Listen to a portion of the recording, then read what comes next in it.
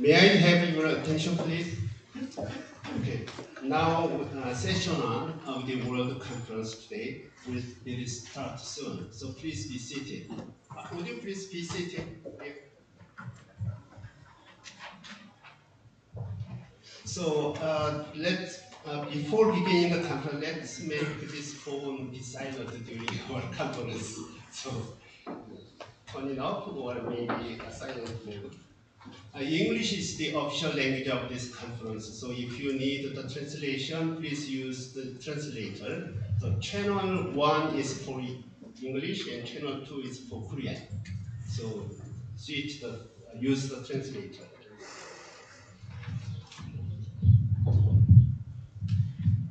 So good morning, ladies and gentlemen. I am Song Kyung-jo, the Emeritus Professor at Chungnam National University in Journalism. So I am very honored to be the moderator of the session 1 for this conference. So I'm very happy to be the honor of this conference, and I am very happy to see all of you at this conference today. So fortunately, each country's COVID-19 quarantine policy have eased out, so we'll be able to see you in person today in this place. So by meeting in person today in this way, we will build our friendship much better and we will make more collaborative relationships today. So as I said, the subject of the session 1 is the challenge of the journalism for the regional development.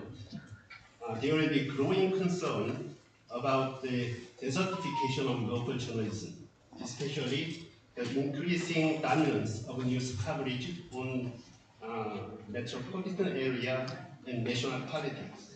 So the role of journalism in distributing local news and addressing local issues is crucial for the development of the region of the local area.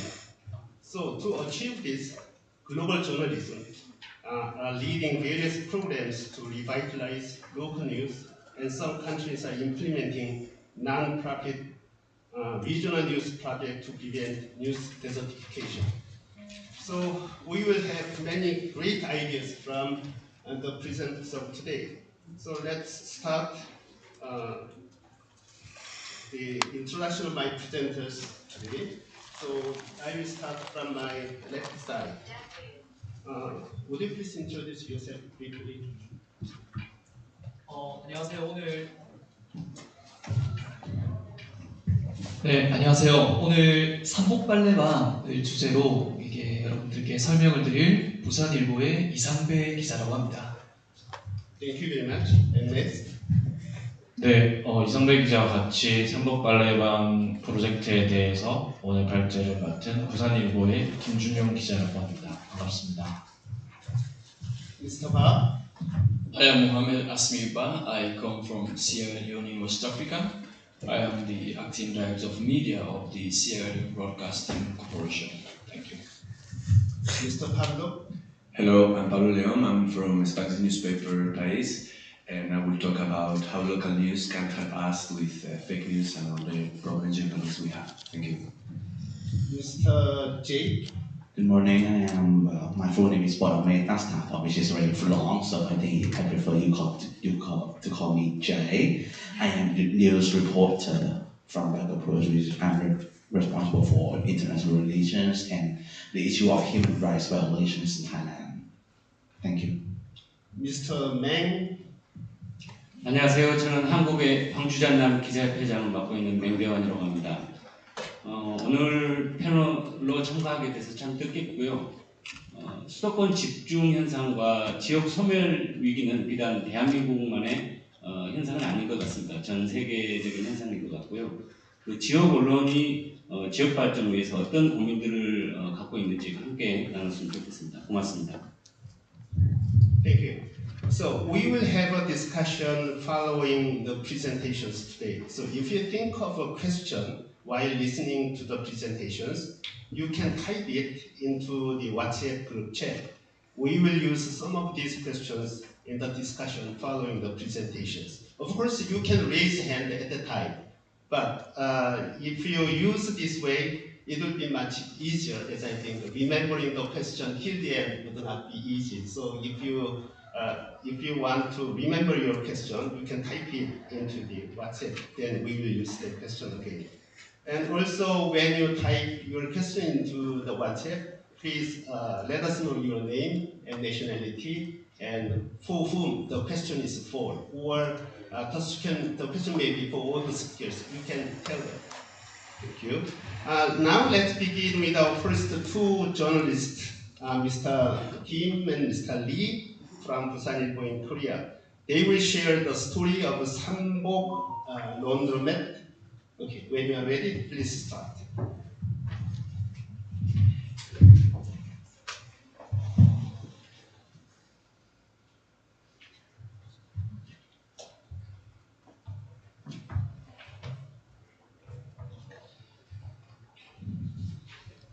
네, 반갑습니다. 오늘 이 자리에 오신 분들에게 저희 지난해 진행했던 삼복 빨래방 프로젝트에 대해 소개할 수 있게 되어서 매우 기쁘게 생각합니다. 저희의 발표가 본격적으로 시작하기 전에 간단하게 저희가 한 것에 대한 하이라이트 영상 30초 분량 준비된 걸 잠깐 보고 시작하도록 하겠습니다.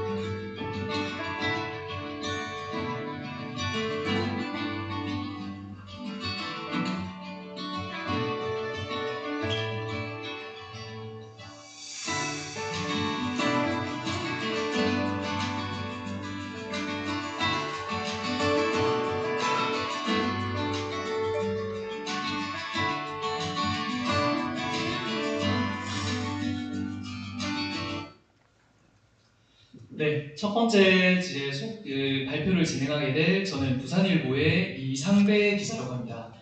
그래서 지금 속해 있는 부서는 디지털 미디어부라고 이 영상과 기사를 함께 만드는 부서이고요. 이제 기자이기도 했지만 방금 영상에서 보셨다시피 저는 지난해 삼복 빨래방을 하는 동안 이 빨래방 영업 실장으로서 일을 했습니다. 네, 빨래방 멤버는 오늘 함께 발표할 김준용 기자와 저 그리고 2명의 PD 총 4명으로 구성이 되어 있습니다. 오늘 소개해드릴 내용을 간단하게 먼저 말씀드리면 파트 1과 파트 2로 나뉘어서 파트 1은 이상배 기자, 제가 소개를 하게 되고 파트 2는 이어서 김준용 기자가 소개를 하도록 하겠습니다. 첫 번째 파트에서는 이제 빨래방에 대한 소개, 그리고 우리가 왜 하필 빨래방을 열게 되었는지, 그리고 이 시설을 만들게 된 과정에 대해서 소개를 드릴 겁니다. 이어서 두 번째 파트에서는 이 삼복 빨래방이라는 공간에서 우리가 무엇을 했는지, 그리고 어떤 플랫폼을 통해 콘텐츠를 배포를 했는지, 그리고 마지막으로 이 시리즈의 의미에 대해서 말씀을 드리도록 하겠습니다. 먼저 빨래방 소개입니다. 이 삼복 빨래방에 대해서 한마디로 요약을 드리자면 이 지역 신문사의 기자와 PD가 이 부산의 근현대사를 상징하는 삼복도로에서 무료 빨래방을 열고 이 주민들에게 돈 대신 이야기를 받은 프로젝트라고 할 수 있습니다. 이 삼복도로, 이 삼복이라는 것에 대해서 굉장히 이제 낯설게 느끼실 텐데요. 이 삼복 빨래방이라는 이름도 이 삼복에서 나왔습니다. 이 삼복에서 산은 마운틴을 뜻하고요. 복은 허리를 뜻합니다. 즉 삼복도로는 산 허리, 산 중턱을 지나는 도로라는 뜻입니다. 이 부산에는 이 삼복도로가 굉장히 많습니다. 부산이라는 지역 자체가 이미 이름에 산이 들어가 있을 정도로 굉장히 산이 많고 대부분 평지 지역 같은 경우는 도시로서 개발이 되어 있지만 이 삼복도로는 산이기 때문에 옛 모습을 간직한 곳이 많습니다. 그래서 저희는 삼복 빨래방 같은 경우 이 삼복도로 중에서도 호천마을이라는 곳에 자리를 잡았고요. 이 사진을 보시면 오른쪽에 작은 버스 정류장 하나가 보이실 겁니다. 여기가 바로 호천마을을 지나는 버스 단 한 대가 들르는 정류장입니다. 이 삼복도로는 도심과 거리 자체는 가깝지만 산이라 도시와 풍경이 완전히 다른 곳입니다. 그러면서 굉장히 독특한 풍경을 만들어냈는데요. 이 산 층층이 주택과 도로가 쌓여 있으면서 가로등 불빛이 굉장히 아름다운 야경을 만들어냈습니다. 비록 개발이 되지는 않았지만 이런 모습이 굉장히 아름다워서 관광객들의 발길을 끌었고요. 역설적으로 이런 관광객들이 오면서 이 주민들이 불편을 좀 유도하는 장소입니다. 이곳에서 저희가 만든 것이 바로 빨래방입니다. 이 가운데 사진의 가운데 보이시는 회색 건물이 이제 저희가 빨래방이 있었던 건물인데요. 사진을 보시면 아시겠지만 이 주변에 큰 도로가 없습니다. 그리고 바로 오밀조밀해서 건물 바로 옆에 계단도 쉽게 볼 수 있고 이 경사진 곳에 따닥따닥 집들이 붙어 있는 모습을 볼 수 있습니다. 참고로 이 건물을 통째로 이용을 한 건 아니고요. 1층에 6개의 문이 보이실 텐데 이 중에서 이 하나당 평수가 2평이 채 되지 않습니다. 근데 이 방 중에 2개를 이용해서 빨래방으로 활용을 했습니다. 이렇게 큰 도로에 있지 않은 이유는 크게 2가지가 있는데요. 하나는 이제 큰 도로에 있는 건물은 임대료가 비쌌기 때문이고 이 2번째는 주민들과 실제로 살고 있는 그러니까 외부인보다는 이 주민들이 살고 있는 곳과 더 가까이 가고자 했었기 때문에 저희가 이 안쪽에 자리를 잡게 되었습니다. 안의 모습을 간단히 소개해드리면 사진 왼쪽에 보이는 이제 세탁기 2대와 건조기 2대가 있고 가운데 테이블에는 저희가 빨래를 하기 전 대기하고 있는 빨래들을 놓아두고 오른쪽 바 테이블에서는 노트북을 보시면 알겠지만 주민들이 없을 때 이 기자 2명이 앉아서 기사를 쓰는 공간입니다. 그리고 반대편을 보시면 이제 어머니들이 주로 앉아 이야기를 나누는 소파 그리고 오른쪽에는 세탁이 끝난 빨래를 놔두고 왼쪽에는 들어오는 입구를 보실 수 있습니다. 이 삼복에서 만난 주민들의 이야기를 저희가 많이 들었는데요. 저희는 돈 대신 이야기를 받는다는 취지로 빨래방을 차렸기 때문에 이 빨래를 가져오시면 저희 세탁기에 넣어서 빨래를 해드리고 그동안 앉아서 다과를 먹으며 이야기를 나누는 방식으로 운영을 했습니다. 이 어머님들이 각자 빨래를 가지고 오신 모습이고요. 주로 작은 옷 같은 경우는 집에서 직접 빨래를 하시고 큰 이불 같은 이제 부피가 꽤 큰 거를 빨래방으로 주로 들고 오십니다. 그러면 저희는 순서대로 이름과 빨래 종류에 대해서 적고 이 세탁기에 빨래를 돌리는 동안 저희는 소파에 앉아서 어머님들과 이런저런 이야기를 나눴습니다. 이 과정은 모두 촬영이 됐고 편집을 거쳐 영상으로 남기기도 하고 또 기사로 작성도 되었습니다. 왜 하필 이 삼복도로에 빨래방이라는 시설을 차렸는지에 대해서 말씀을 좀 드리겠습니다. 이 삼복도로는 산 중간을 지나는 도로라고 말씀을 드렸는데요. 사실 평지에 비해서 당연히 살기가 불편합니다. 그런데 이곳에도 사람이 빽하게 살게 된 데는 배경이 있는데요. 바로 1950년 이 한국전쟁 때 부산이 피란 수도였기 때문입니다. 이 원래 수도였던 서울이 북한군에 의해 점령당하자 사람들은 가장 남쪽에 있는 도시인 부산에 몰려들었습니다. 이 살 곳은 부족한데 사람들은 이미 원래 사람들이 살지 않던 장소의 산 중턱까지 빽빽하게 사람들이 살게 된 것입니다. 또 이어서 1970년에 산업화 시기에는 이 부산항을 중심으로 신발 공장 그리고 항만 노동자들이 몰려들면서 노동자들이 저렴하게 살기 위해 이 삼복도로로 몰려들었습니다. 이 시간이 흘러 이 판잣집들은 이렇게 건물이 됐지만 아직도 수십 년 전 모습을 간직한 곳이 많습니다. 이 한국전쟁 그리고 이 산업화 시기를 거친 부산이라는 도시의 근현대사를 고스란히 품고 있는 곳이 바로 이 삼복도로입니다. 저희는 이곳에서 부산의 옛 진짜 이야기들을 들을 수 있겠다라고 생각을 해서 이곳에 빨래방을 차리게 됐습니다. 우리가 삼복도로에서 부산의 이야기를 들으려고 했을 때 과연 어떤 시설을 만들어야 될까에 대해서 가장 많은 고민을 했습니다. 가장 먼저 떠오른 건 카페인데요. 하지만 어르신들이 정말 커피를 원하실까라는 고민이 좀 들었습니다. 이 기호식품보다 뭔가 생활에 필요한 부분을 더 채워줘야 된다고 생각했습니다. 그 다음 생각을 한 건 목욕탕이었는데요. 이 대중목욕탕이라는 게 해외에서는 조금 낯설게 느끼실 수도 있는데 대한민국에서는 어르신들이 따뜻한 물에 다 같이 이제 몸을 불리는 이런 목욕탕이라는 시설을 굉장히 선호합니다. 하지만 이제 촬영이 사실 좀 어렵기도 하고 가장 중요한 건 코로나 시국이었기 때문에 위생상의 문제로 목욕탕을 하지 못했습니다. 그래서 고민을 거쳐 나온 게 바로 빨래방입니다. 인프라가 부족하기 때문에 이분들이 부피 같은 이불 같은 경우 제대로 씻지 못하는 경우가 많아서 우리가 이것들을 빨래를 해드리자, 그리고 그 시간 동안 이야기를 듣자라는 컨셉이 세워지게 됐습니다. 이 시설이 만들어진 과정에 대해서 간단하게 말씀을 드리겠습니다. 처음 저희가 빨래방 건물을 찾았을 때 모습입니다. 단순히 세탁기를 들여놓는 수준으로는 안 되겠다 싶어서 저희가 회사에 2천만 원의 돈을 받아 이 시설 이 벽을 부수고 리모델링을 거쳐서 원래는 옛날 사람들이 살던 방이었지만 이거를 빨래방으로 완전히 탈바꿈 시켰습니다.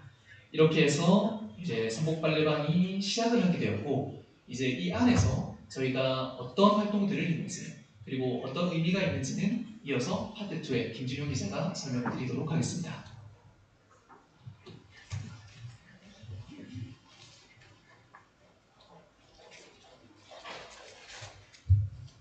네, 안녕하세요. 저는 삼복빨래방 사장으로 지난 6개월간 일했던 부산일보의 김준용 기자입니다. 이렇게 외국 기자님들 앞에서 제가 삼복빨래방 소개했다고 하면 저희 할머니, 할아버님들이 매우 좋아하실 것 같습니다.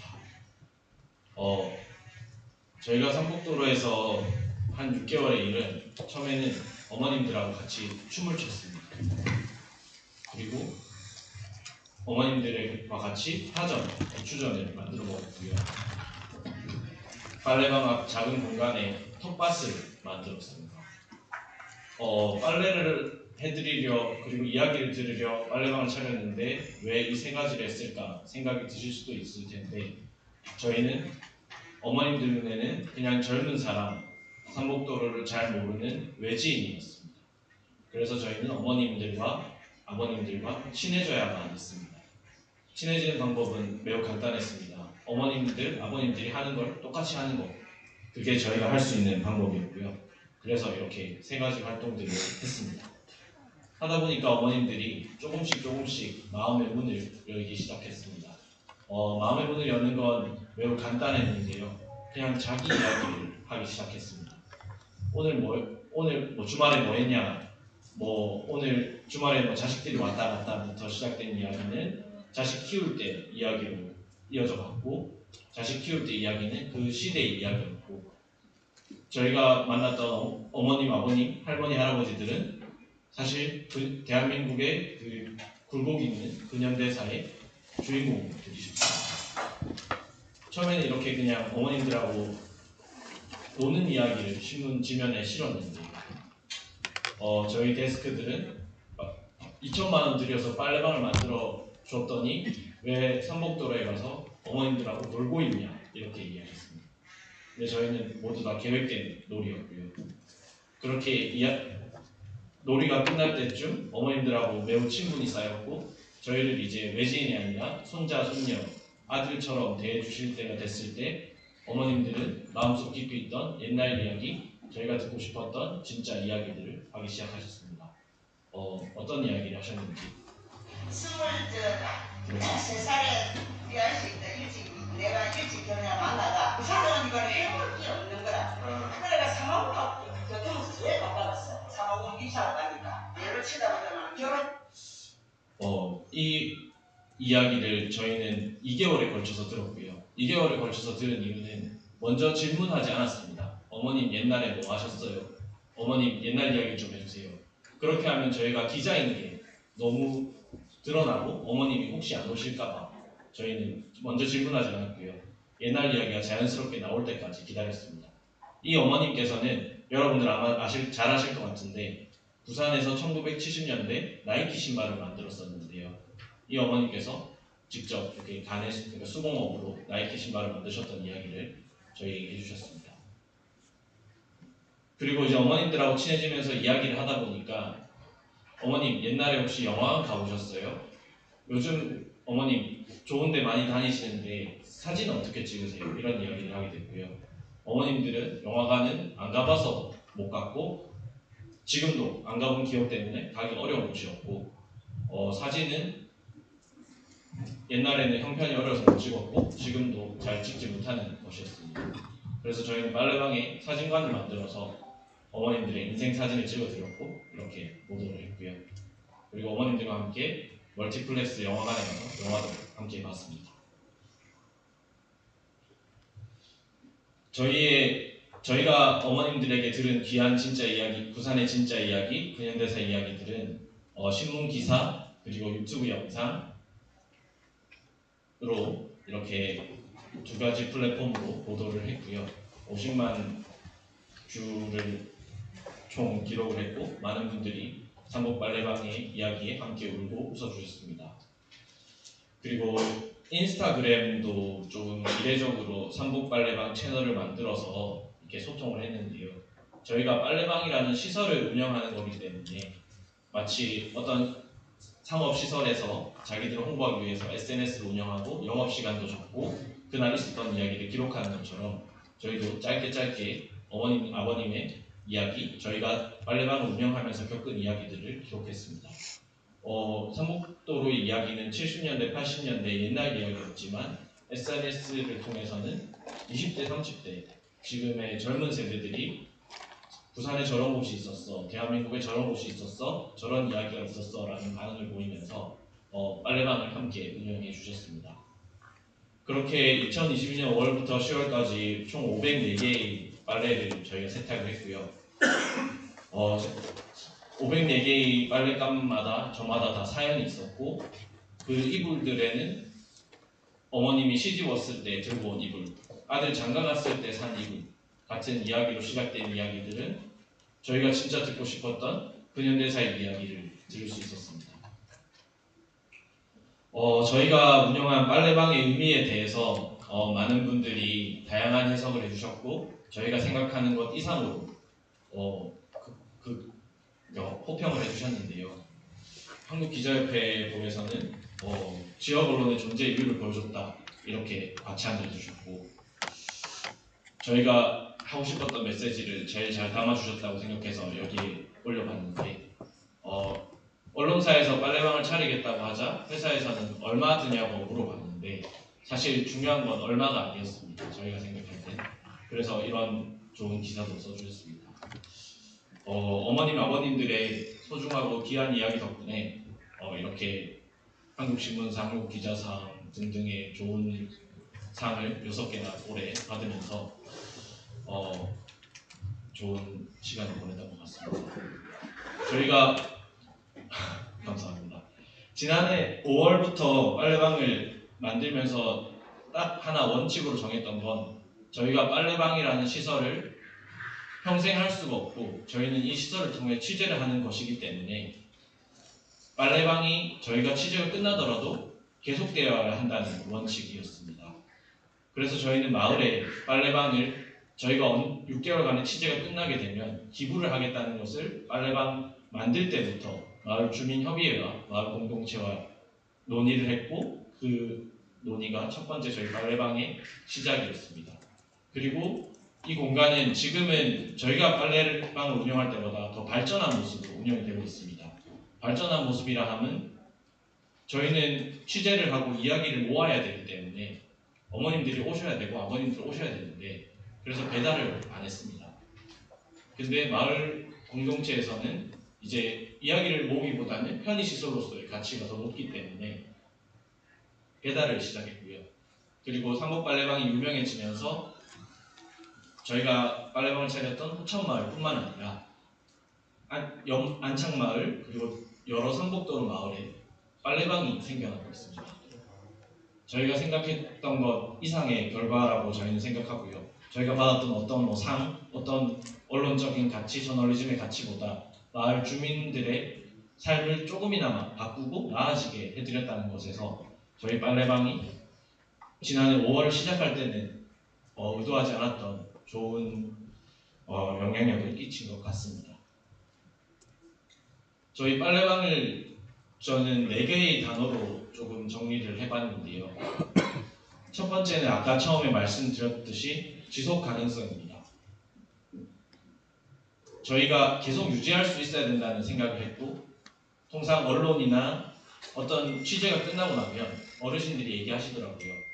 다큐멘터리를 찍으러 삼복도로에 많은 PD들이 왔다 갔고 많은 기자들이 기사를 쓰러 왔다 갔는데 그 사람들이 일주일, 길게는 한 달 머물면서 영상을 찍어가고 난 뒤에 느낀 감정은 허허탐이었다. 뭔가 기분이 이상했다. 나는 얻는 게 뭔가라는 생각도 했고, 뭔가 삼복도로를 그들의 시각으로 봤지만 그들의 시각이 한 달 만의 시각이라서 이렇게 맞는 시각이었는지 모르겠다 이 얘기를 하셨고요. 그래서 저희가 6개월 동안 머물면서 이 시설이 계속 운영되고 저희 이야기가 먼저 질문하지 않고 어머님들이 진짜 얘기를 해주실 때까지 기다리는 좀 비효율적인 방식으로 진행되더라도 그렇게 해야 된다고 생각했습니다. 그리고 두 번째는 솔루션, 해결책인데요. 저희가 생각할 때는 삼복도로에는 빨래방 말고도 많은 좋은 시설들이 있습니다. 워낙 노후됐기 때문에 어떻게든 많은 예산을 투입해서 삼복도로를 개발하고 바꿔야 된다고 생각했을 겁니다. 그렇지만 저희는 소소한 공간을 만들어서 어머님들의 이야기를 들어듣는 것이 어떻게 보면 해결책이라고 생각했고요. 그리고 삼복도로 많은 이야기들이 있었는데 삼복도로에 사는 사람들의 이야기는 없었습니다.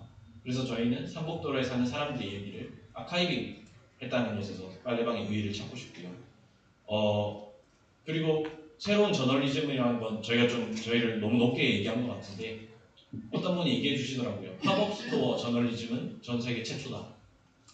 그래서 저희가 6개월간 팝업 빨래방을 차려서 이야기를 듣고 그 공간의 이야기로 그 한 지역의 이야기를 풀어가는 거 저희가 처음 해본 것 같아서 앞으로도 제2, 제3의 빨래방, 삼복 빨래방이 국내에도 많이 생겼으면 좋겠고 지역의 이야기를 듣는 빨래방이 아니더라도 여러 플랫폼이 여기 많은 세계 기자님들이 계시니까 전 세계에도 생겨났으면 좋겠습니다. 감사합니다.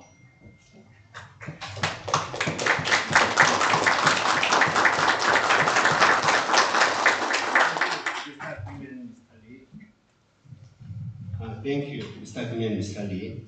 It is very innovative idea. I am much impressed with how they build the connections with and get the stories from the local resident. They made a very great attempt by making a laundromat. Thank you very much for sharing your story. Thank you. And next, our Mr. Mohamed Asmiu Ba, Director of Media and Public Affairs and Television Anchor at Sierra Leone Broadcasting Corporation, will share his story. Mr. Ba.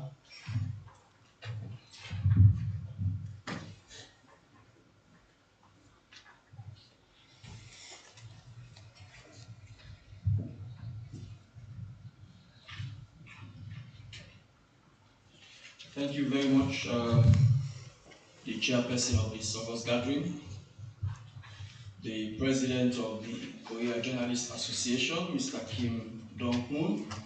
Please forgive me if I mispronounce your name. Colleague participants of this conference, and, I bring you greetings from Africa, and West Africa to be precise, and Sierra Leone in particular. I think I'm pleased to be here as the only candidate from Africa. I think I take that as a privilege and opportunity to be part of this very important occasion. I want to thank the organizers for the thought to invite Africa to be part of these discussions. My topic today is not strange to many of you because we are all journalists and our challenges are the same. Our successes might not be the same because we come from different countries and different continents. for some of us who are coming from Africa or the developing world, our stories are similar. My presentation is divided into 3 sections. The first one, I gave a background to my country, Sierra Leone, which is in West Africa. And also I wrote shortly about the institution which I work for, the Sierra Leone Broadcasting Corporation. And I looked at the challenges that are facing the media in Sierra Leone, which is not peculiar to my country, but is something that cuts across in Africa. Because before I did this work, I had to make some research. I called some of my colleagues in the region, and I realized and found out that we had similar challenges.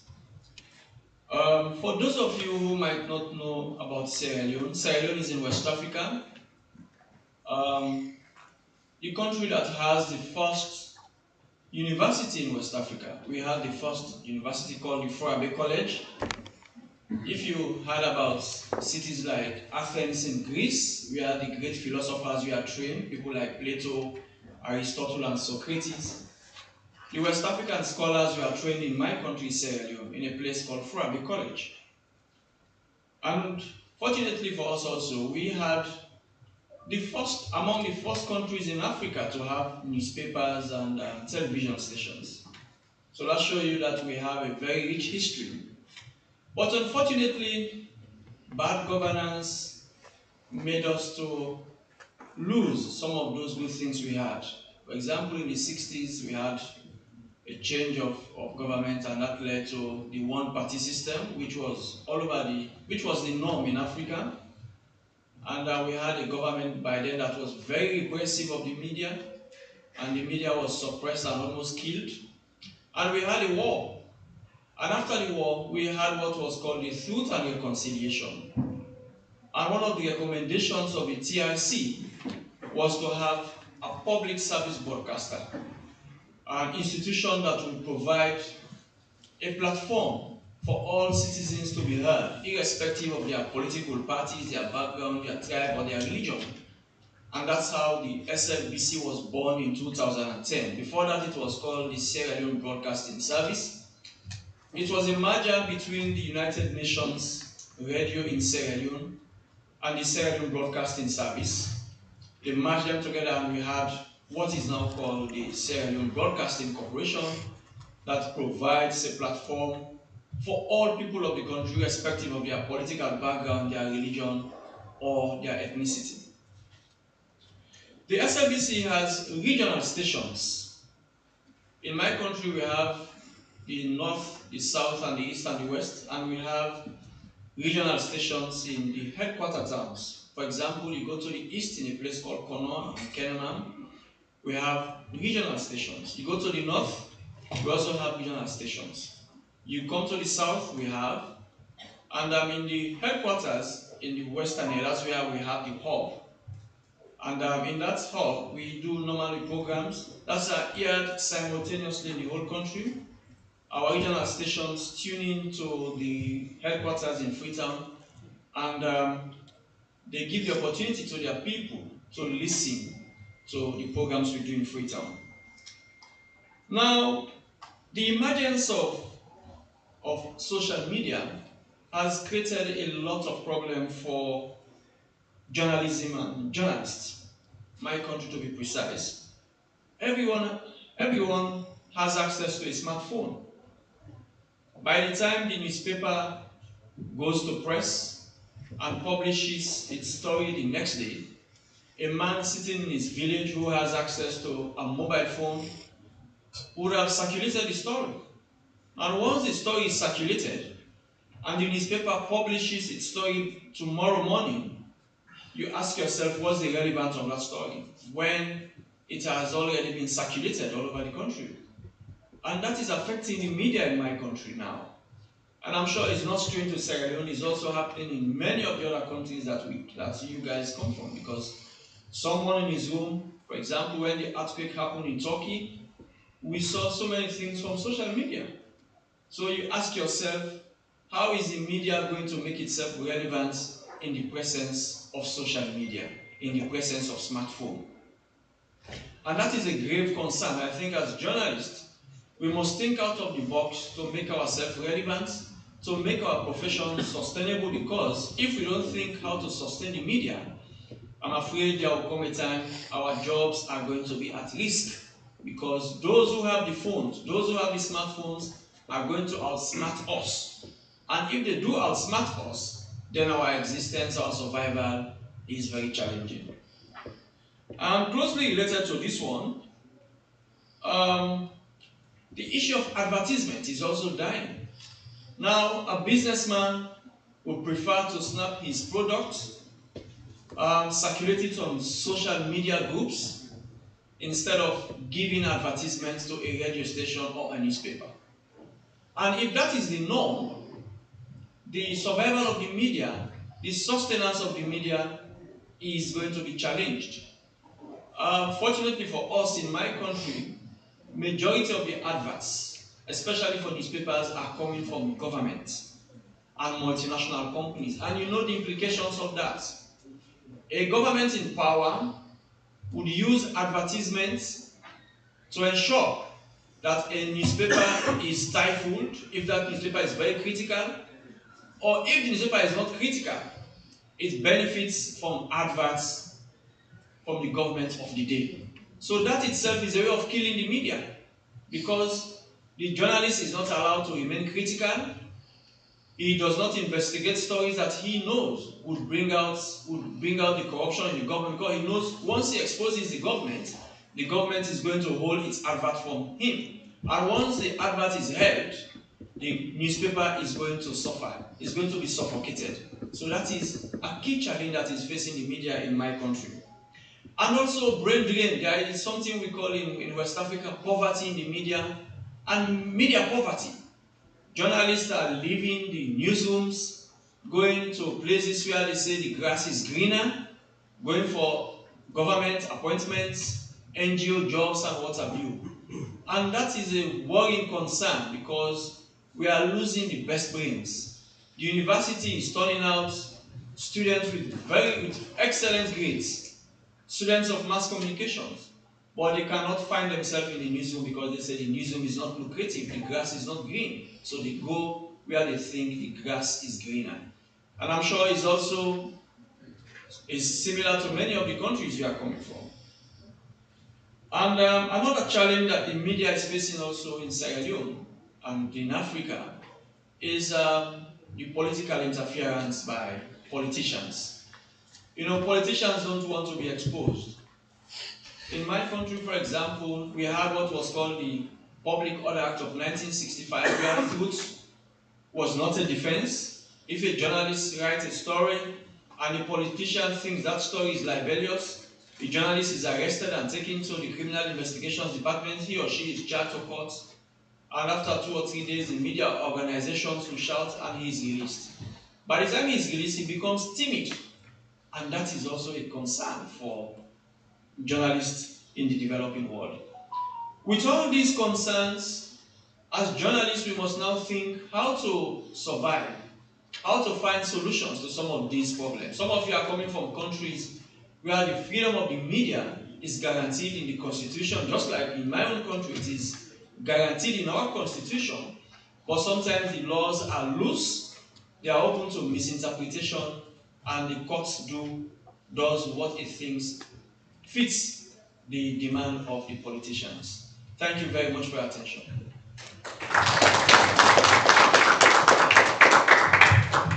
Thank you very much. Mr. Ba has shared the current situation and challenges in Sierra Leone with us, and he also talked about how development journalism is used there. So, may I have a very short question? Compared to 1 or 2 years ago, is the journalism situation better or worse now? How can you say? Yeah, well, we have laws that guarantee the practice of the profession in the country. For example, we recently, the government passed a law called the Cyber Security Law. They abolished what was called the Public Order Act. But when you look at the law critically, you will say it's like giving with one hand and taking with his hand. You know, politicians are very skillful. They abolished the Public Order Act and bring in the cyber security law. Okay. And when you ask yourself, they will say, well, we want to maintain sanity in the cyberspace. But when you look deeper into the law, you know that it is a way of tightening the screw for the media, but they do it in a very subtle Thank you. and covert way. Thank you very much. Next, Mr. Pablo Leon, a writer and journalist at El Paz in Spain, will share his story. Thank you.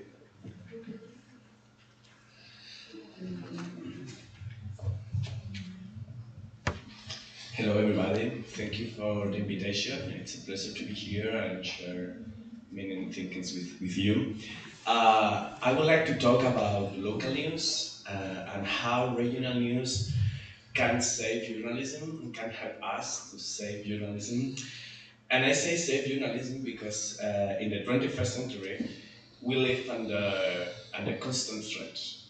We're afraid about climate change, we're afraid of surveillance, technological, we are afraid about inflation, we are afraid about the war. We have many fears. We have kind of the feeling of lack of control, the things we live, the problems we have. And in that process, we are witnessing the rise of political polarization, misinformation, manipulation, and also the eruption of populism. And you will ask, what's to do populism, misinformation with local news? We will see. Some of these movements, some of them extreme radical right, like in the States or in Brazil, they took violent actions and they tried to change the election after the candidate they vote lost the elections. But they did that because they were believing it was a real problem and they were fighting for liberty, for democracy, for freedom. That was the statement that they said. So they didn't do it in a cynical way, but rather convincing that this group of wars were the way of avoiding a national catastrophe in their countries. And this is a lie, this is a manipulation. They believe it was true. Lying is not new. Human beings have lied for many years, for many times, for many decades, for many centuries. But nowadays, lie has kind of different ways to move in society. Can go faster, as my colleague says, because of social media and because the way we relate it with news. If we go to the past, I would like to talk about George Orwell, British writer, author of the dystopian book 1984, The Big Brothers One, and a book that after Trump won the election in the States in 2017, it was the most sold book in the whole country. It's a book from the last century. It was written middle of the 20th century because Orwell was worried about the war surrounding him. George Orwell was volunteering in the Spanish Civil War and witnesses also the World War II from London. At that time, he was very concerned about the war. At 1936, it's another war, it's different than nowadays, but has something related to the world we are living now. At that time, autocracy and totalitarianism, they were about Europe in many different countries. In Spain, already started with the war. In Germany, it was like cooking up, and also in the United Kingdom, or even in the States, it was extreme right movements trying to change the way we live. Orwell was a journalist, and he was worried about many things, but he was really, really worried about one thing that he wrote about in his books, and it's about the vanishing of the truth. He stated that at that time, the truth was becoming liquid, even before we used that liquid concept about the truth, that the truth was trivial, was changing. Actually, in his book, he created three ideas. It was they were explaining to the people through the Ministry of Truth, and the Ministry of Truth. He said that war is peace. In that book, war was peace. If we check the news nowadays, the whole world, we are in the middle of a war, and sometimes we hear people saying like the war is because of the peace, but actually we are at war. I don't want to question the war, but I just want to think about the rhetoric we use when we talk about this. So, during the 21st century, we have witnessed the internet transformation, especially the social network. And this internet and these social networks that became kind of a weapon, trying to manipulate emotions, trying to change the way we vote, or even trying to change the way we act and we think. It's not my quote. 3 months ago, I had the opportunity to talk with Maria Ressa, Philippine journalist, Nobel Prize 2021, Nobel Peace Prize 2021, and she was also, like Orwell, worried about the truth. In Philippines, where she works, she was really worried what was happening with social media, with digital disruption, and how this affect the way we vote or the way we create new opinions. She was really like Orwell, worried about this. Because without facts, there is no truth. Without truth, there is no trust. And without trust, there is not shared reality. When we live in different realities, it is pretty complicated to get to talk together, even to try to find agreements. So we can connect this with the polarization we live. This digital disruption broke the traditional news ecosystem, but the pandemic we live accelerates this digital disruption. It's a process of disintermediation that has been accelerated, has put an end to the monopoly of we had traditional media, press, radio, television, of reality, and open like new ways to journalism, citizen journalism, on even some different platforms you can trust or maybe you cannot. So it's kind of a complicated new news ecosystem. And we know as we check, so fake news spreads more easily than real news. So when there has been many different experiments related, if you use fake news, it's going to be spread 7-8 times faster than a real news or the explanation of that fake news. So the harm is already deep. So what can we do from local journalism to change that? So all this fake news, if we think about the democracy saving, I told at the very beginning, or the war is the peace, or many statements we can use, they're all general, or something related not to our close lives or our local life. And nowadays, because we are feeling we have so different feelings about the international situation, about the war, about the social media I told you about. I think we are focused, and even more after the pandemic time, we are focused more and more on our local life. The life we have in our neighborhood, with our families, in our cities, that concerns us a lot. After the pandemic, much more, because we cannot move abroad, we have to move in the streets of our area, we have to connect with the people living, our neighbors, with people living in the same street than us.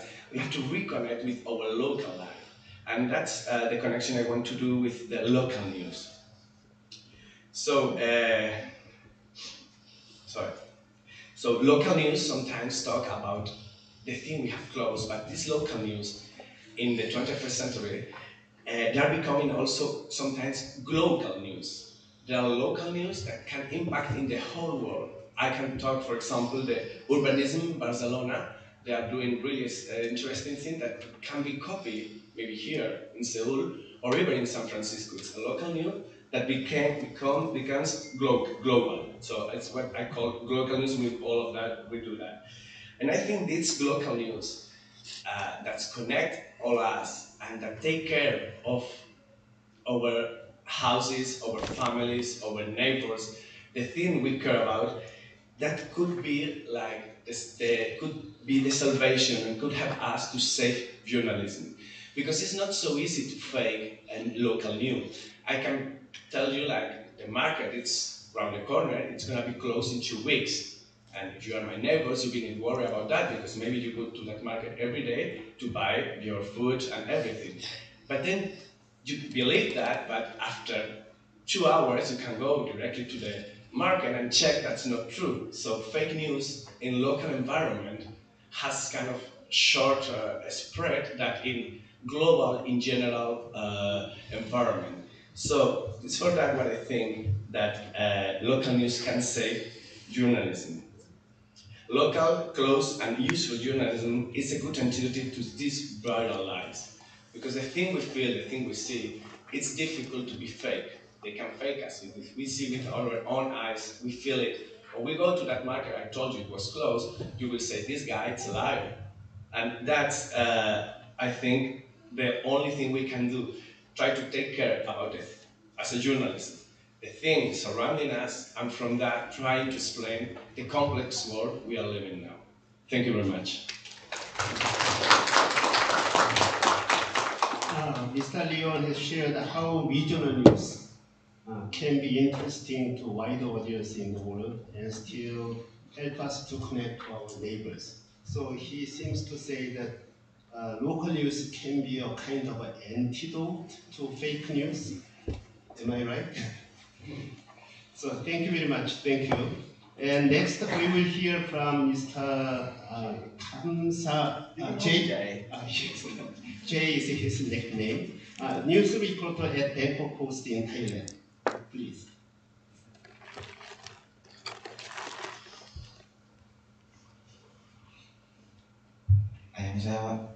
Good morning, everyone. And so, I am Parameet Astapon. You can call me Jay. Do not call me by my full name because it's too long. You can call me Jay. And today I'm going to talk about the challenge of journalism for the regional development in case of about the local journalism in Thailand. Before I begin my slide, I would like to begin with these two statements. This is my personal experience. That firstly, I would like to protect my hometown from mega deforestation and from the south of Thailand. However, I got insulted by the Ministry of Foreign Affairs, the General of Economic Operations, for asking that question, and he accused me as stupid during reception of Expo 2028. Second, my colleagues, Mr. Braj Rujivanaro, got 2 slap laws for reporting the environmental actions that is hazardous to the environment from the private company. Thirdly, my colleagues from the south of Thailand, his editors, got arrested and got prosecuted by the government for reporting on Patani insurgency. You can see, I think it is quite familiar situations in many countries, especially in Southeast Asia, that the government tried to control the media, especially the countries that has been ruled by the coup for over 8 years. And it is a story of Thailand. Firstly, the challenge. The government has been acting as a centralizing and try to centralize the information, and they always act like they want to be on the spotlight all the time. And during this time, as we are going to have the general elections in this 14th of May, and also we are also going to have an advanced elections, which is for me. I cannot go back to my hometown for always only 10 minutes to cross on the to make a marking on the book on the paper. They're going to have general elections, which is to be the turning point of the Thailand history. However, during this time, many of the local issues has been watershed by the news of general elections, and sometimes the news has constantly reported on about something that is not relevant with the elections. For example, the drama of the politicians. For example, like the cannabis issues, like for example of like the fight between the mafia and the Minister of Public Health of Thailand, which is sometimes to be nonsense. However, the people love to consume such information because they say that it gives such a taste. They give such like the colors of the politics. While meanwhile, the idea of the thing that we have to focus, which is about how the government, how those politics is going to improve the life of people, especially for the locals. But those information has been watershed by the dramas. And Secondly, and also secondly, is about the media organizational culture. Most of the media, they have in Thailand, they have a comparing mentality.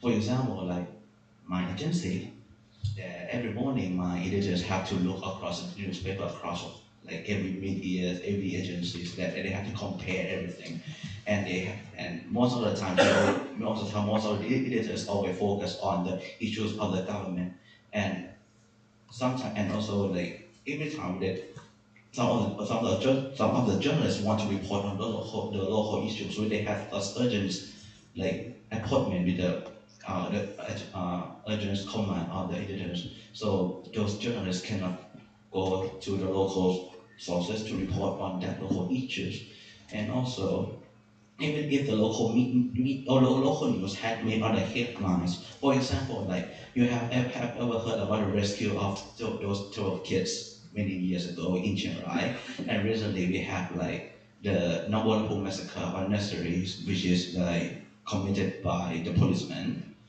and he killed 25 nursery kids in the school, which is in my boyfriend's hometown, and most of the time we have to focus, well, according to the morals of the journalists, we have to focus on how to solve such problems. However, Thai media is always placed on the tears, on the pains of those victims and of the family of the lost, which is I think that it is a bad thing. So as the role of journalists, we have to provide the constructive outcomes, constructive solutions to solve such problems. But Thai media is always placed on the tears, on the pain of the people. This is the reason why the local news have to be some sort of like the human zoo of the majority of the mainstream society of Thailand. And the last one, I think, is really crucial, that I cannot like, live without. It's about media censorship and suppression of freedom of expression in Thailand. We have many laws, right? We have many laws that aim to suppress the voice of the people, which is make us the media had a hard time. For example, we have 112 article, which is lesbian law, and recently, if I'm not mistaken, the high school girls, the age of 15, got persecuted and got in jail because of criticized the King Rabbi IX.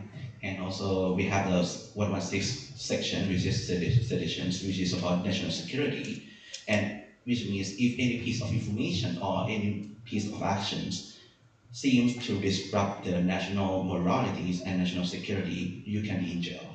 And even sometimes that they got beaten by the police, or maybe you got like controlled by the government. And also in the private sector, sometimes we cannot report on the private sector who has had do something wrong. For example, the stop loss, which is my friends got 2 stop loss already, and sometimes we got some type of verbal abuse and physical abuse by the authorities, which over myself, and sometimes I got a phone call from the authorities for being too critical on reporting such a news. And at the same time, we have the anti-fake news centers that they seem to actually they try to monitor the news or the piece of information that is not conform to the government standard, which is the government informations. And also we have like Sierra Leone, that we have a cybersecurity laws as well, which is the name of Computer Act, which is always that they used to monitor the informations during COVID-19 and accuse everything that is opposed to the government as fake news. And as I told you, such legal and exploitative behavior of the authorities create a fear among the media, which is sometimes we have to do the self-censorship a lot, and sometimes we are not brave enough I have to admit that many medias are not brave enough to report on something bad that according to those who are in the higher positions. And at the same time, especially in the southern Thailand, my friends, as I have told you in the beginning, from the motive agencies, his editors got persecuted for reporting on Patani insurgencies, which is reporting on the Patani culture and reporting on about what is the reason why the Patani want the autonomous region. As if I also go to the course of history, that Patani they do not have the sense of belonging since the first place, since King Rama V, which is about the modernization of Siam. However, and recently they keep constantly fighting, and they try to gain kind of like autonomous control from the central government. However, in the term of the media, they still had a hard time to combat with the International Security Operations Command that is appointed by central government to take a control. And for your information, in that three areas, in that three provinces of Thailand, they have been governed under the martial laws for over 10 years. So there is a reason why the media censorship and the local newspaper, the local news agency cannot see the light, especially in the southern Thailand. So, and also the credibility of the local news. Sometimes Thai people always, as we have the consumers has always consumed the news from mainstream media, so they always find that the credibility of the local news is not that good, or maybe sometimes they consider it unreliable. So, and also they also have the limitations of resources. So they need to do poor quality reporting, especially sometimes they use only Facebook pages to publish their news or information, but however, they cannot get that much engagement. So these are solutions I propose. Firstly, we had to create the network, both regionally, nationally, and internationally, to ensure the local news agencies gaining the political leverage from the mainstream agencies. Secondly, regulations and system reform to ensure the freedom of expression is really the cornerstone. That's why we need the media, and why we come to the media. And thirdly, we need to establish the funding to help the local media to see the light. And fourthly, organizing the cross-media training to ensure the professionality and the professionalism of the local news agency. And lastly, we really require international cooperations across the media to help the local media to get more power. And that's it for today. Thank you. Thank you. Mr. J has reminded us about the importance of supporting journalistic freedom and also how we can help each other grow. So, which we hope we are doing today. And for the last presentation, we have Mr. Meng, the president of Gwangju Jeonnam Journalist Association in Korea. He will speak. 안녕하십니까. 광주전남 기자회장 맹대환입니다. 반갑습니다. 앞서 발제해 주신 부산일보의 삼복빨래방 실험은 지역 언론이 지역민과 호흡하며 그들의 삶을 기록하고 또 그들의 어려움을 파악하고 문제 해결 능력까지 함께 고민했다는 점에서 사회적 도구로서 언론의 가치를 인정받았다고 생각합니다. 그렇다면 언론과 취재형의 관계를 우리가 흔히들 불가근 불가원이라고 합니다. 하지만 정치, 경제, 사회, 문화 등 생활 전반의 권력이 중앙에 집중된 상황에서 지역 언론에게 불가근 불가원이라는 원칙은 매우 어려운 아젠다라고 할 수 있겠습니다. 당장 인구가 줄어들면서 지역 소멸이 눈앞에 둔 상황에서 지역 언론은 그렇다면 어떠한 취재 스탠스를 취해야 할까요?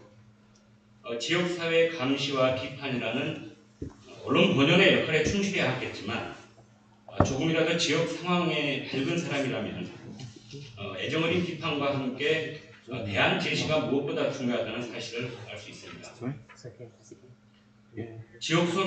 지역이 소멸한다면 언론 또한 존재 이유가 없어지기 때문이겠죠.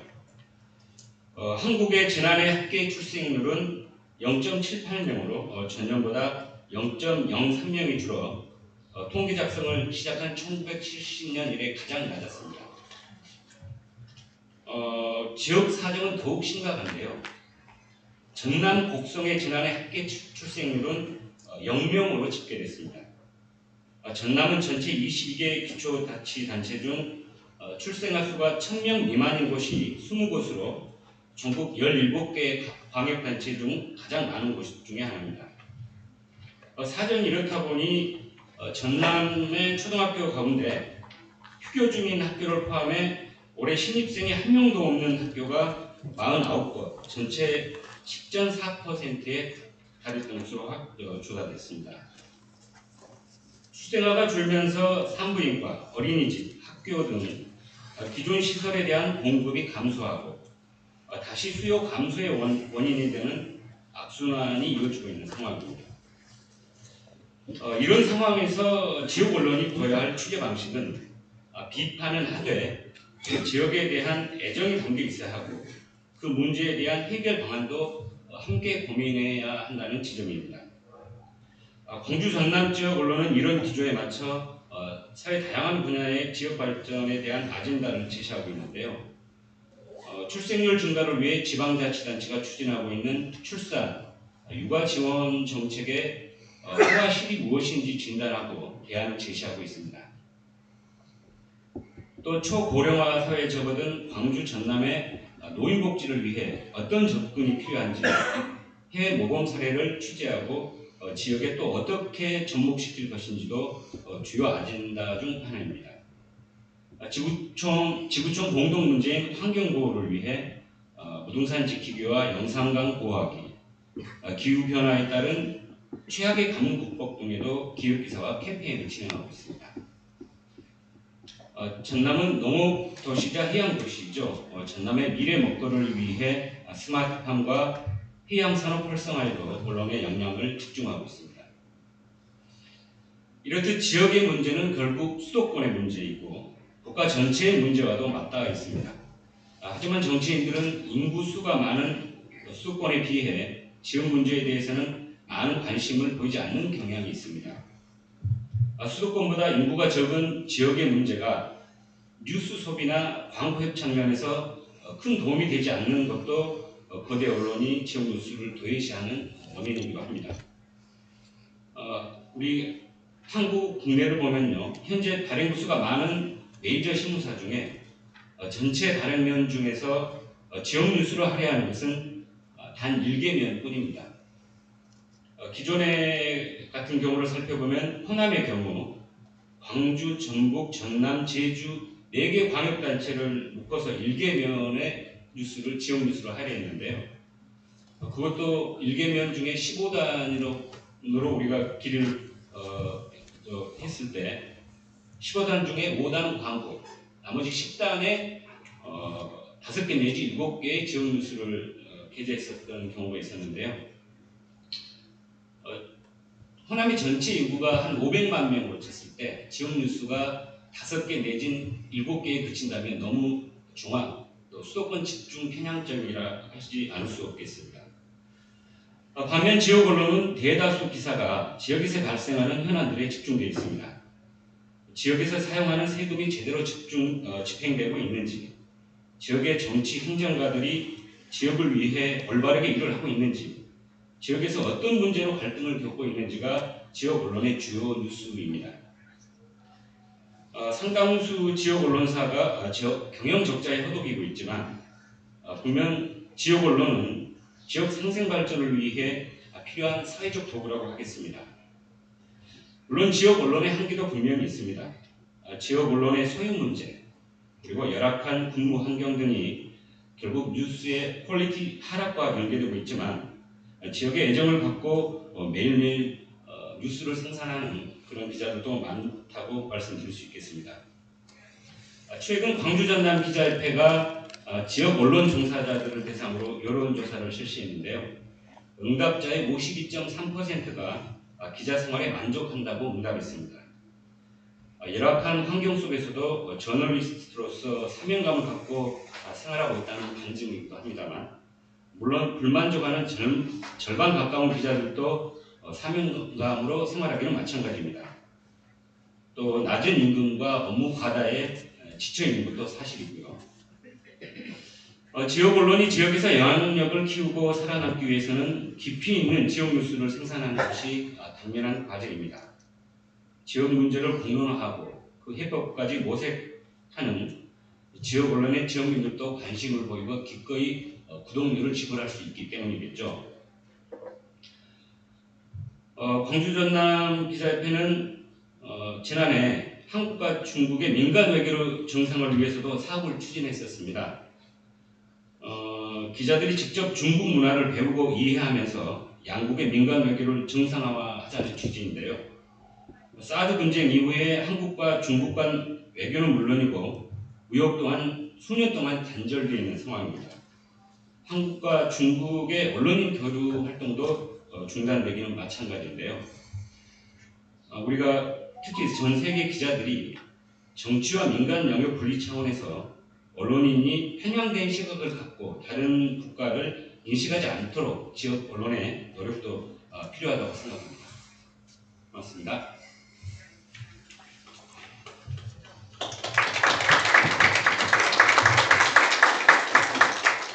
Thank you very much. Mr. Meng let us know about the role of local media in fostering regional co-prosperity. Thank you very much. And we have listened to the speakers share the challenges facing regional journalism development. So thank you again all to the speakers for your presentations. Now we will begin our discussion. Some of our audience members already sent the questions or comments in WhatsApp, but we will go back to these questions soon. So please continue to send questions. And we heard about some unique ideas and different challenges facing different countries. Mr. Deng and Mr. Lee have suggested a new method of collecting local news story, while Mr. Meng, the last speaker, talked about the role of local media in fostering regional co-prosperity. And also Sierra Leone faces challenges associated with a developing nation, and Thailand faces challenges related with freedom of the press. Mr. Leon, our speaker from Spain, also talked about the challenges related to fake news, and also how local news can be relevant to the global audience. So thank you very much for all the presentations. Now we will go back to the questions. We have very interesting questions here. So since the questions are not many, it's better for the questioners to speak by themselves. So here the three questions are for the first presenter and one question for the Spain. So let's go to the first presenter. So Max Walden and Dylan from Belgium, Lithuania, Rita from Lithuania, they all have the questions for the first speaker. So let's hear the questions from them first, and then we will get the answer from the first speakers. So Max Walden from Australia. Yeah, yes, would you please? Yeah, thanks for all the presentations. I really enjoyed some of those the themes brought out just really underline how universal some of the challenges are for journalism and the media everywhere from Sierra Leone to Spain. My question was just about in regards to local journalism. I completely agree that it's really important for sort of accountability of local officials, and thus of course democracy, but it's also can be quite resource intensive. I mean, certainly setting up a laundry shop, that's a lot of hours that you weren't doing other news reporting, and not to mention all the other resources that go into that. But generally speaking, it is often a resourcing issue that media outlets don't invest in local journalism. How can we convince citizens and audiences to pay for local journalism? Okay, thank you. Let's hear the other questions also to the same speaker. Mr. Dylan from Belgium. Yes. I know there's many different schools of journalism, but would you please wait? Yes. Hello. Hi. I'm aware there are very many different schools of journalism, and this project with the laundry is definitely what I would call part of the new school of journalism. But do you not see potentially an issue with inserting the journalist too much into the story, or having this kind of very emotional closeness to your sources? Is there not a risk that the story that you'll produce at the end may not be a completely accurate portrayal of the story, or you could find yourself being putting your emotion too much into it. How do you keep that distance, and how do you ensure the kind of the ethical standards behind this? Thank you. And one more question from Lithuania, Vida. Yes, would you please the microphone here. Here. Okay. Hello, everyone. First, interesting idea. I really would like to hear about it, but I was thinking about the ethical dilemma because you are giving something in exchange of information, and I was thinking that probably in our country it would not have a great outcome because we are having a lot of discussions about giving interviews. Is something is it a good idea or not? So what do you think about it? Okay, very interesting questions. So there are 3 questions. Are you ready to answer? Who will it? Okay. 마지막으로 질문해주신 기자님 질문 답을 드리면 저희가 프레젠테이션에 가장 중요한 정보를 빠뜨린 것 같은데 저희 삼복빨래방은 무료로 운영을 했습니다. 그래서 어머님들께서 저희를 오해하시기도 했습니다. 복지시설이냐 아니면 그냥 나중에 돈을 받는 건 아니냐 이렇게 오해를 하셨거든요. 근데 저희가 아까 앞에 질문에도 아마 있어서 같이 답이 될 수도 있을 것 같은데 회사에서 저희에게 2천만 원을 투자를 해주셨고 그 2천만 원으로 워낙 시설이 노후화됐기 때문에 1,600만 원을 들여서 그 삼복도로에 있는 폐가를 개조를 인테리어를 했고요.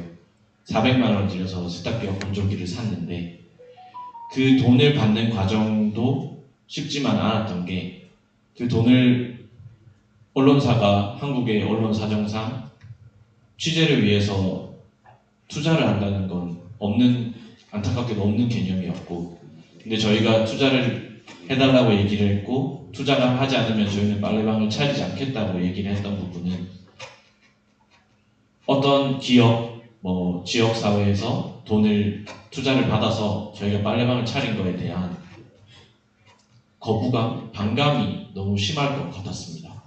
한국 사회에는 기자를 비하하는 많은 표현들이 있는데 그 표현들의 끝에는 결국에는 아까 말씀해 주셨듯이 돈을 주고 사거나 내지는 정보를 가장한 광고 그런 것들이 많다는 것 때문인데요. 저희는 그래서 언론사가 가진 순수한 저희의 돈으로 이 프로젝트를 해야 그 어떤 다른 저희의 진짜 얘기가 왜곡되지 않을 것 같다고 생각을 했고 그래서 저희는 당연히 비용도 받지 않고 저희 비용으로 오로지 투자를 했고 저희가 받은 거는 그야말로 이야기뿐이었던 것 같습니다. But she asks if that is not a favor given to the person. So you gave favor, whether it is from out of your company's money or from other money, it does not matter. Anyway, you gave some favor to the person who gave you the story.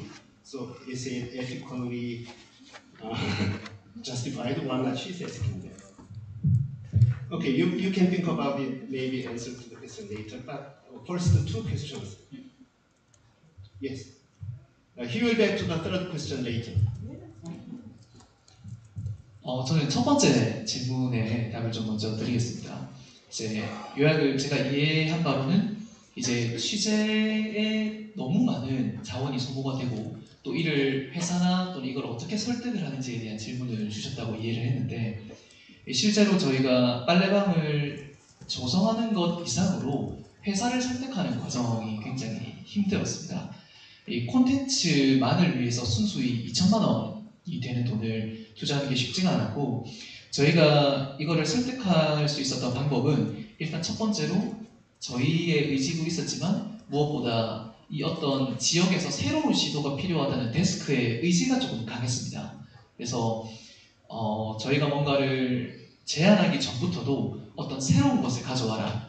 정말 너무나도 많은 돈이 들어가는 게 아니면 너무 큰 자원이 들어가는 게 아니면 우리가 데스크 차원에서 도움을 주겠다라고 하는 이 상부의 강력한 의지가 먼저 배경이 되었고요.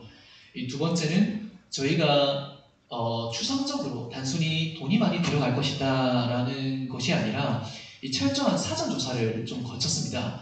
실제로 데스크에 보고하기 전부터 저희는 각 마을을 물색을 했고 또 견적을 업체에 실제로 받아서 이 2천만 원이라는 구체적인 수치를 도출을 해냈습니다. 그래서 이거를 PPT로 만들어서 이 데스크에 설득하는 과정이 있었고 조금 나쁘게 말하면 이제 거짓말을 조금 보태서 이 실제로 정말 이 아이템은 될 것이다. 이 부산일보에서 이것을 했을 때 우리 지역 언론으로서의 브랜드를 강화할 수 있을 것이고 이 2천만 원을 뛰어넘는 수익을 보기는 쉽지 않을지라도 이 보이지 않는 지역에서의 어떤 가치가 굉장히 올라갈 것이다 라는 설득의 과정이 몇 개월 동안 있었습니다. 그래서 물론 저희를 이 빨래방이 아니라 일선 현장에 투입했으면 더 효율적인 인적 자원을 쓸 수 있었겠지만 이제 그렇게 지역의 여러 단순 소식을 전하는 것보다 이 자원을 좀 과하더라도 투자를 해서 이 빨래방이라는 프로젝트를 하면 더 많은 도움을 얻을 수 있을 것이다 라는 설득이 있었습니다. 그렇게 좀 설득을 했던 것 같고요.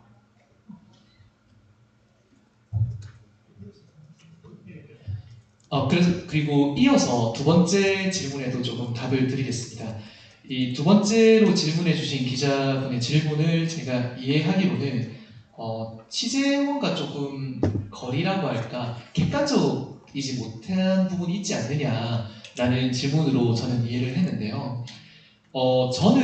저희는 좀 그렇지 않다고 생각했습니다. 왜냐하면 사실 이 기자와 취재원의 관계에서 취재원과 객관적인 자세를 유지해야 하는 것은 그 사람에게 어떤 저희가 물리적인 도움을 받을, 그러니까 돈을 받을 우려가 있거나 또는 숨겨져 있는 어떤 정보를 저희가 캐내야 하거나 이럴 때 좀 객관적인 자세를 취해야 한다고 생각하는데 저희는 사실 이 삼복도로 마을에 살고 있는 주민분들에게 얻을 거라고 하는 거는 정말 그분들이 속에 있던 옛날 과거 이야기들이 위주였습니다. 그래서 오히려 저희는 그들에게 다가가는 게 라포를 쌓는 과정이라고 생각을 하고요. 그렇게 얻은 이야기는 오히려 인위적이지 않고 어떻게 보면 더 그들의 안에 있었던 진짜 객관적인 이야기라고 생각을 합니다. 그래서 한마디로 요약을 드리면 그분들과 저희는 어떤 일반적인 기자와 취재원으로서의 이해관계가 아니라 뭔가 신뢰와 진심을 통화해야 되는 관계였다고 생각했기 때문에 그렇게 다가가는 한이 있더라도 객관적인 자세를 잃었다 이렇게는 생각을 하지 않았습니다.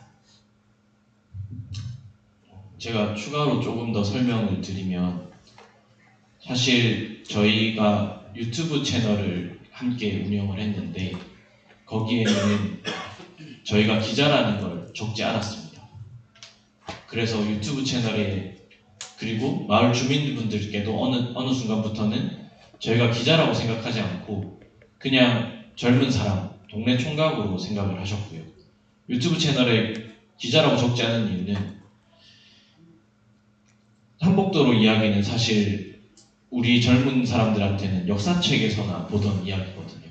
옛날에 이런 곳이 있었어. 한국 전쟁 때는 부산에 많은 피라미드를 왔어. 이 딱딱한 이야기, 재미없는 이야기라고 생각하기 때문에 저 젊은 사람들이 이렇게 좌충우돌하면서 빨래방 차려서 할머니들, 할아버지들하고 이야기를 하고 재밌는 일들을 벌이는구나 라는 인식을 줘서 근데 그 속에 있던 이야기가 내가 지루하게 생각했던 부산의 역사, 대한민국의 역사 이야기구나 라는 이야기는 뒤쪽으로 얘기를 하고 싶었고 그런 것들이 오히려 저희가 기자입니다 라고 얘기를 하면서 취재를 했으면 주민분들한테도 이야기가 나오지 않았을 것 같고 많은 사람들이 그냥 저희를 그냥 삼복도로의 한 다큐멘터리 삼복도로의 그냥 특집 기사 정도로 이해했을 것 같아서 저희가 많이 등장하고 저희가 삼복도로에 정착해 나가는 과정을 보여주는 게 오히려 지루하고 딱딱하고 조금 어렵게 느껴졌던 부산의 역사를 사람들에게 더 가볍고 어떻게 보면 재밌게 알려줄 수 있는 방법이었다고 생각해서 저희가 많이 등장하고 저희의 어떻게 보면 삼복도로에서의 성장기, 말레방 운영기가 그 사람들에게 다가가는 방법이었다고 저희는 생각을 합니다. Thank you. If you have further questions, you can ask it later. Okay, let presenters, the other presenters answer to the questions first, and then we will go back to this question if you have any further question. So the next question, Andreas from Hungary. Yes, would you please give the microphone to?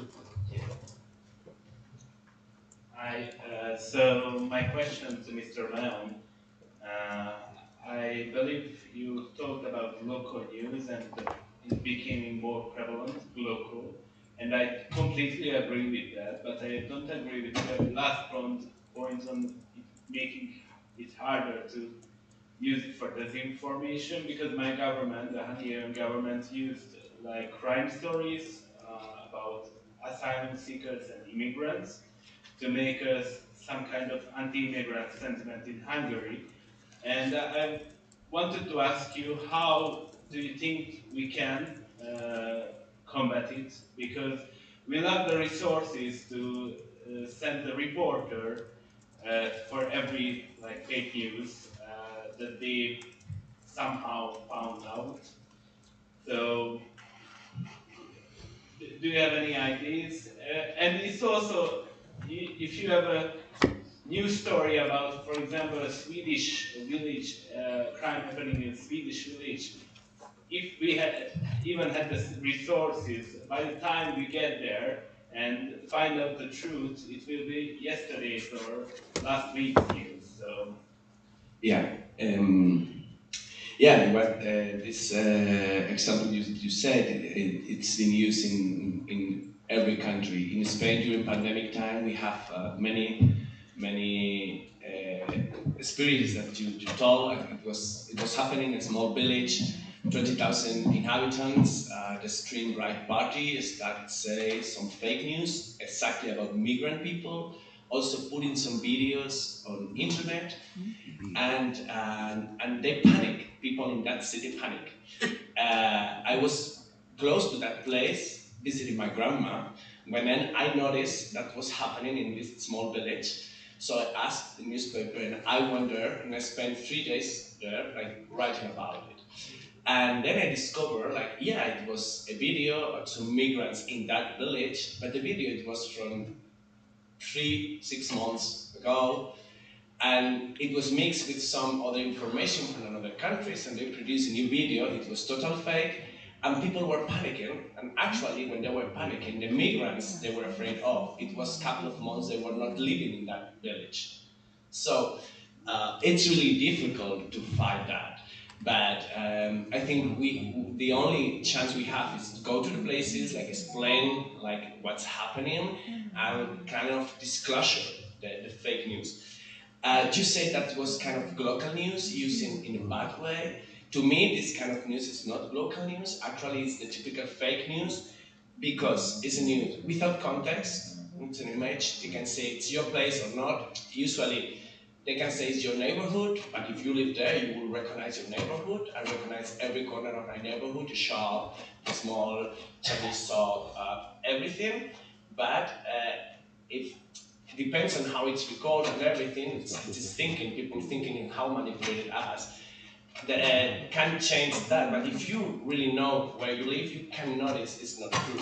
So that without context, that emotional answer to migration, and also with political manipulation. You're talking in Hungary, or I was talking about the extreme right party in Spain. They have political interest on provoking that kind of feeling. So to me, local news, it's another thing. This is a typically fake news. To me, local news, for example, after pandemic, we have a worldwide problem with insomnia. After pandemic, we people sleep worse. And in general, in all countries, it's getting worse. And if we are now in South Korea, in Korea they have experience with insomnia issues. And in the last years, like flourishing, different kind of clinics, and many people they go try to check what's happening with the dreams and the sleeping. So to me, that's kind of local news. You can explain the Korea thing with insomnia, how they're fighting insomnia and sleep problems, and you can talk about that in Spain, in Hungary, or the States. Maybe this sounds a little bit softer than migration, but insomnia is a problem too. And to me, when I was talking about local news, I refer that kind of news. Things that you can explain, you can understand in a close area, but then you can extrapolate and it can be applied in another country or even in another city. So I think it's the most difficult thing we have to do now as a journalist, fighting that fake news, that emotional answer, and fighting this political, they are afraid of us or they are against us sometimes when we are not writing or saying what they say. But I think the only thing we can do is go to the place and try to explain the best and trust people. They will notice that when you work close to them and they know you. Then when the story I told you about the village, it was this fake news immigration. They don't know me, but my grandma lives 20 kilometers from that village. So I had the connections, personal connections I have with the place, to talk with people, with the mayor, with some residents they live. I have a friend, she's working there, she has a haircut salon.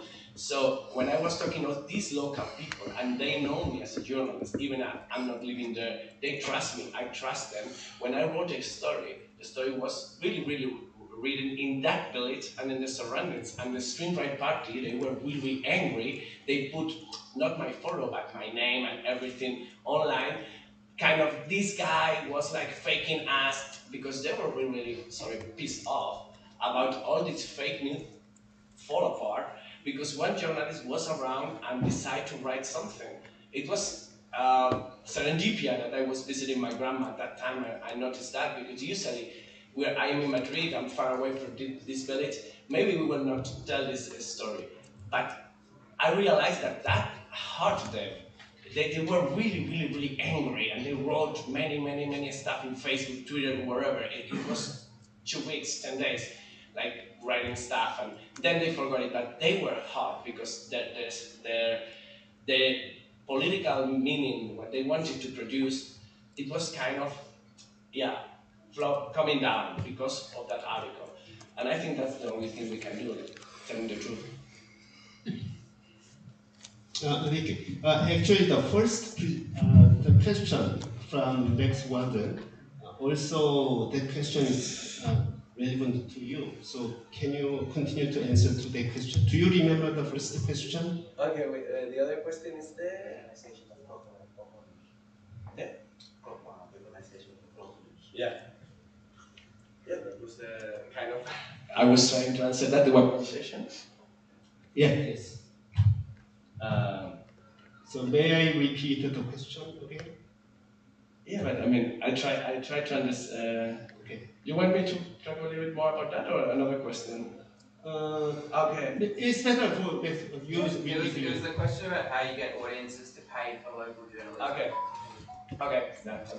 Sorry. I don't know exactly, but also I'm gonna talk about some experience we had in El País. In El País, we started a new local stuff like 3 years ago, before pandemic. And we tried to approach to local in a different way. I was working in the local news before the change, and we were pretty focused on paper, kind of old-fashioned way, a lot of political stuff. And then a new team arrives, and we decided to change. And we were working for 6 months, and then we start 1 year trial. What's going to happen? So we tried to reconnect with people. We created, for example, one section. It was like people from your hood, and it was random people. So they had something interesting to tell, and we interviewed them, and it was kind of success sections. and we try to reconnect with the city. In 1 year, after 1 year working this way, our audience was doubled, and we were putting maybe, I don't remember exactly the names, but I think maybe it was 18 millions per month. For a local thing, it's pretty much. If we look the international section from El País, and nowadays they were working in the same numbers. Now we have subscription. At that time we were open. It's quite a difference, but we doubled in 1 year, just changing the topics we were touching. So we create interest in people. People wanted to read us more. Also, I think we can de-escalate advertisement. I work in a big newspaper with advertisement and with advertisers, and people working in ads, they're always looking for like the big car company or soft drinks or alcoholic drinks, whatever, kind of global. But maybe the small shop, maybe the laundry shop around the corner have interest to be there. Maybe they don't have money to pay for an advertisement, but maybe we can find some ways of working together. And as I said, trying to reconnect with that ecosystem that's close to us. Also now with the subscriptions, I think we can use local subscription. And about people. Okay. Last thing, and about the money. If we think about the journalism crisis, we can say it started 2008 with the global crisis, and the first thing that was erased from major newspapers, major TVs, it was the local news. That happened in the States, that happened in Spain, that happened in the whole world. Nowadays, we are checking that many people, they are going back to local news. Even Google is putting money on local news. So I think maybe it was a wrong approach, and now we need to reapproach and to rethink how to exploit this. But I think people have more and more interest in the things that are happening around them. Okay, thank you. We have one more question from Q&A to, yes, would you please? Mike, where's my microphone? Please.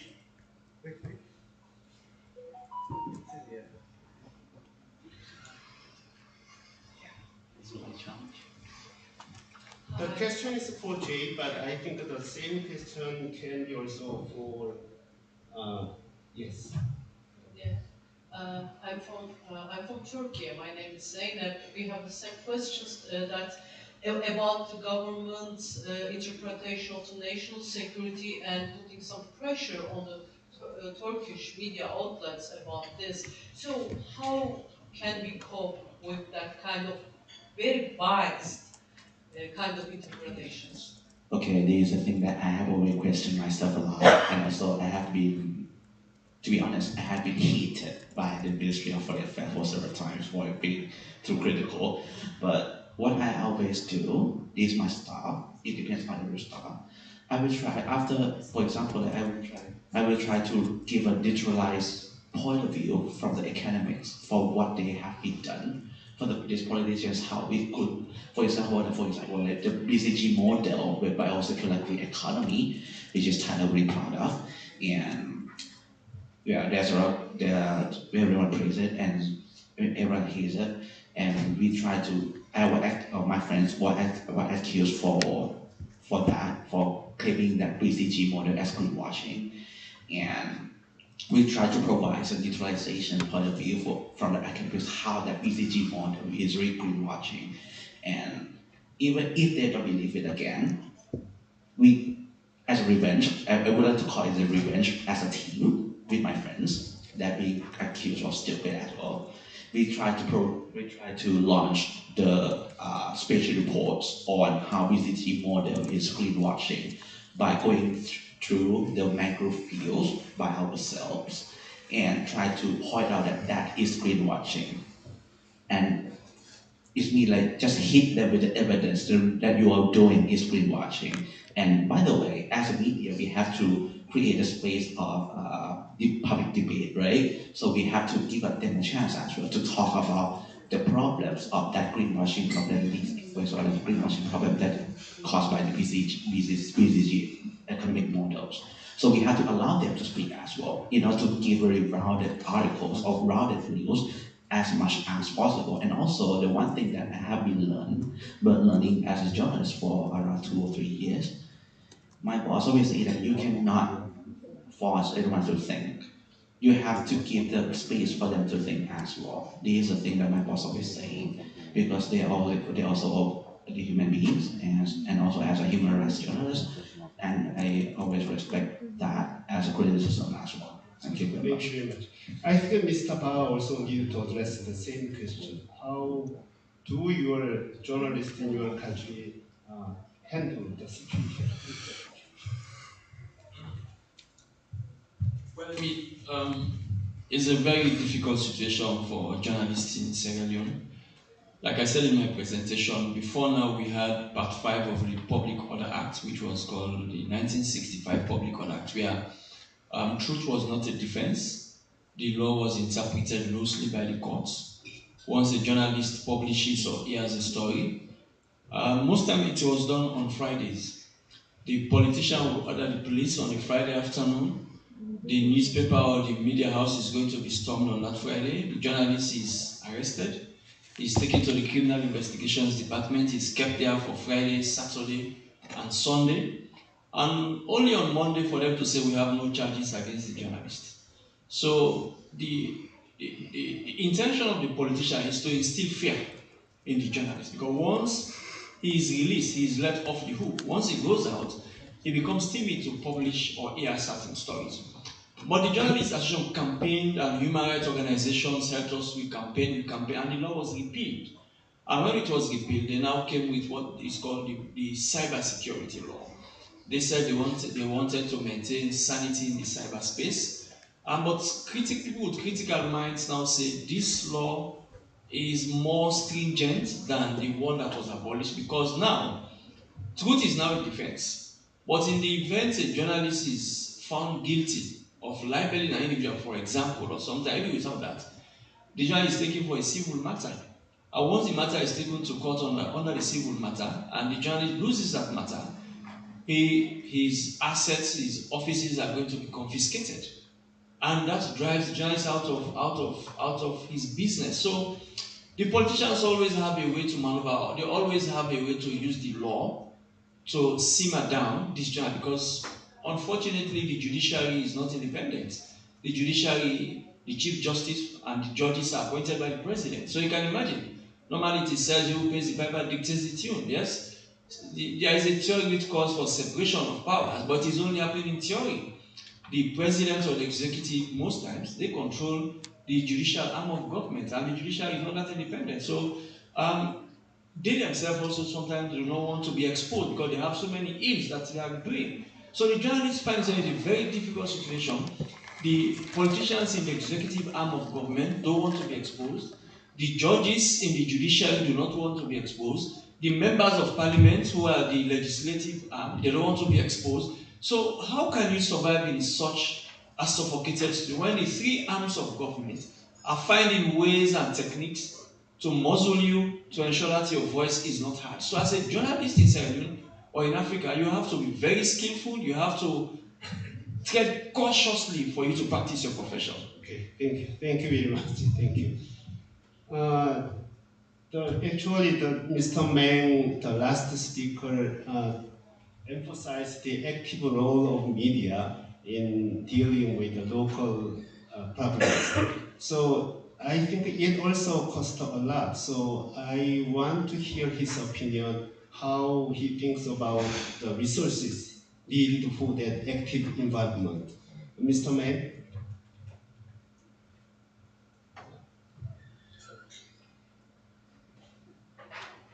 So actually the first question, the same first question applies to this one, right? Resource intensive. So how can you do that?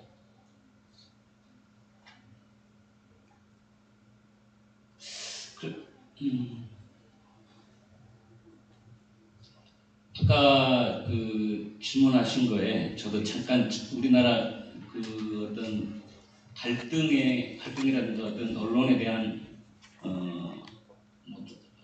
이 부분을 잠깐 설명하고 가도 되겠습니다. 그 언론에 대한 압력은 전 세계적인 현상인 것 같습니다. 보면 그리고 한국 같은 경우에도 언론에 대한 그 팩트가 관여돼 있을 때는 아무런 문제가 별다른 문제가 안 되죠. 팩트에 옳고 그르냐가 문제가 된다면 그것만 확인하면 되니까요. 그런데 가치적인 부분이 어떤 비판 그리고 어떤 사설에 있어서 가치지향적인 비판이 들어간 기사 같은 경우는 정부라든가 그리고 또 지금은 아주 중요한 그 영향력을 행사하는 경제 기관에서 큰 압력이 들어오겠죠. 우리나라 한국 같은 경우는 언론중재위원회라고 사법기구가 있습니다. 소송에 들어가기 전에 지역에 있는 각 지역마다 판사와 언론 관계자, 언론 학자들도 포함이 되어 있고요. 그분들이 언론중재위원회를 운영을 하는데 어떤 특정 언론 보도가 나의 어떤 이익을, 명예를 침해했다라고 했을 때는 소송에 가기 전에 그 언론중재위원회에 구제를 호소할 수 있습니다. 그러면 그 언론중재위원회가 그 팩트의 옳고 그름 그리고 가치의 문제들을 판단을 해서 중재를 해주거든요. 그런데 그 중재가 이루어지지 않았을 때는 결국 이제 소송으로 가게 되겠죠. 우리나라는 지금 대한민국 같은 경우는 조금 간단히 좀 간단히 해주세요. 예. 그렇습니다.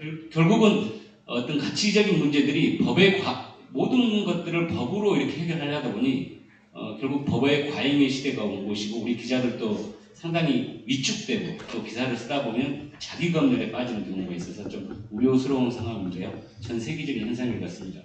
지역 언론의 사회자님 두 번째 말씀하신 게 뭔가 미디어가 지역 문제를 적극적으로 해결하려면 여러 가지 비용이 들잖아요. 그래서 그런 비용을 어떻게 충당하거나 찾아낼 수 있는지.